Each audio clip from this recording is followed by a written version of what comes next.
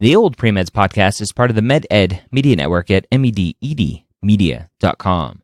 Go check out the Premed Years podcast. This week, we talk to the people behind the Texas Application Service, TMD SAS, and they give us a little behind-the-scenes look at why the application service is there, why it's different than the other application services to medical schools, and what they're actually looking at and mistakes that students make, and so much more. Again, that's Premed Years. Go find it at the medicalschoolhq.net. This is the OldPreMeds podcast, session number 85.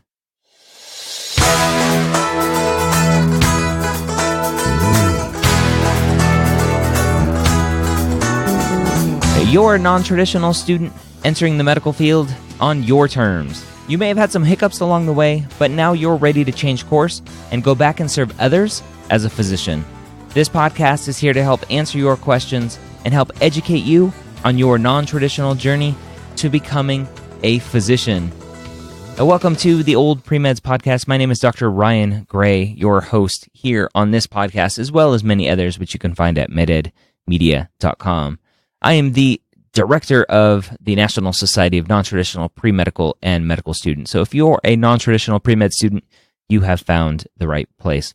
We take questions from the oldpremeds.org forums and answer them here on the podcast. If you're not part of that community, go over to oldpremeds.org and sign up for an account. It's free and it's easy. Today we have a question from Dr. Frankenstein, which is an amazing name. Nice little play on words there. And Dr. Frankenstein is wondering about his or her chances of getting into school. So it says, hey everyone, been lurking for a bit and listening to the podcast. Figured I'd pop in to introduce myself as well as ask for some general advice. I'm a non-traditional student in my late 20s. I attempted college for 2 semesters when I was 18 and I left with a 1.8 GPA and feelings of delusion with the whole academic system. I worked several odd jobs and eventually became a paramedic and have been working full-time in EMS for just under 7 years now. I had a job as an ER tech in a hospital, which sparked my interest in pursuing medicine. I returned to college 2 years ago after a gap of 5 years and have only 6 classes left. I've done okay as a student and have a 3.1 overall GPA, including the not-so-great early stuff, and project I'll be in the ballpark of 3.15 or 3.2 when I am done. I've started studying for the MCAT, which I'll take next winter, early spring. Outside of class, I've been working nights and weekends full-time, 36 to 48 hours a week, teaching EMT classes for 4 years, and I'll be an official tutor for organic chemistry next semester. I have some physician shadowing lined up for later in the summer and will be joining a victims assistance and grief counseling organization as a volunteer in the fall. I'm currently a psychology major. My main concern, like many others, is my GPA. It's not terrible, but not particularly good. I'm mainly wondering if it would be worth my time to do a post-bacc or add another science major to increase my GPA a bit. My main hesitations are continuing to rack up my student loan debt and the fact I have I have such an obscene amount of college credit. Even a 4.0 semester raises my overall GPA by such a tiny amount. I have a 3.5 from a 2-year degree at a technical school, but have no idea how applicable that credit is for medical school applications. I started out by retaking a couple of classes, but stopped after grade replacement ended. I also am beginning to feel my frustrations with the academic system return. I took 8 credits, a not insignificant amount of time and money of classes my advisor told me I needed, when it turned out I didn't need them at all because of transfer credit that had not been reflected on my records correctly. The first pre-health advisor I met with told me to consider other career options, in quotes, 5 minutes into our first meeting. Welcome to the club. I'm pretty confident in my goals, but it becomes especially challenging when the people who are supposed to guide and advise take the wind out of your sails barely after you've left the starting line. I have found a better pre-health mentor that is more experienced in helping non-traditional students, and she has set me on a much better track. So assuming I finish with around a 3.15 and a reasonable MCAT score, in addition to all of my clinical experience, would it be worth it to add another major or unofficial science postbac to boost it just a bit further? I know admissions committees are starting to look at the trends in recent college credit, but I still worry about getting screened out early.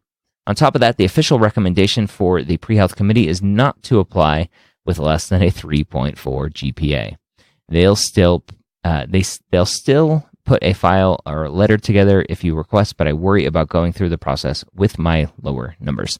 All right, Dr. Frankenstein, welcome to the club of being told by an advisor that you shouldn't pursue this path, and welcome to the club of being involved in an institution where the advising office is telling you you shouldn't apply with below certain MCAT or GPA numbers. Both of those are hogwash and should be ignored immediately. Schools love upward trends. Now, here's how schools can look at data. So in this week's Premed Years podcast, I spoke with the people behind the Texas Application Service, the TMD SAS. And we talked a little bit about how data is transmitted to the medical schools and the way medical schools can look at information. They have their systems to look at whatever GPA they want to look at. They could have a system that pulls in all of your information and then graphs out your last 20 credit hours of sciences, or your last 40 hours, or your last 2 semesters, whatever or however they want to look at it. And they can use that to determine whether or not you make the cutoff. Regardless of what your overall GPA is, they could look at those last X number of credit hours. And this was reiterated by the Dean of Admissions at University of Central Florida. I was there earlier this year, and we were talking about non-trads and how they love non-trads there. And he said, I look at the last, he said 20 hours of science credits. If you've done well those last 20 hours, then I'm confident that you can do well in medical school, regardless of your overall GPA. Again, being non-traditional, a lot of times that means your grades probably aren't going to be very good at the beginning. There are the exceptions out there where a student went into engineering or finance or some other career field and did well in undergrad and is just changing because now they want to be a doctor.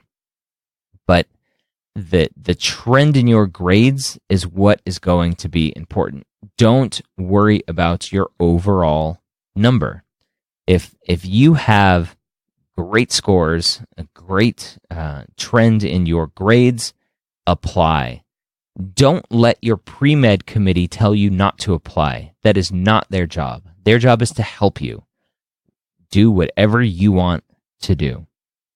Don't look at those numbers, the overall numbers. Look at that trend. You have a great story to tell that goes along with it. You have great experience to talk about why you want to be a doctor. Continue on. Don't take any more classes. Finish out what you need to take. Do very well on the MCAT, and you will be fine. It's not the overall number. It's your trend. That is the most important part for students like yourself who have done poorly in the beginning. And yes, just based on math alone, getting lots of A's here on out is going to do bupkis for your overall GPA, just based on simple math. So, welcome to the OldPreMeds community. I'm glad you posted a great question, and I wish you the best of luck. Did you know that I offer Premed Advising? And I brought this up because this student talked about finding a mentor of somebody who helps non-traditional students. The majority of students that I help are non-traditional students because they don't have access to advisors. And a lot of students have access to advisors, and they get advice like consider other career options. So if you are looking for somebody to help you with your personal statement, with interview prep, with complete application prep from A to Z, shoot me an email, ryan@medicalschoolhq.net, or you can just go to medicalschoolhq.net and look at our services there. I hope you have a great week. Come back, check us out next week, and don't forget to check out all of the other podcasts that we do, especially the Premed Years podcast this week, where we talk to the TMD SAS people, the people behind the application to the public Texas medical schools. Have a great week. See you next time.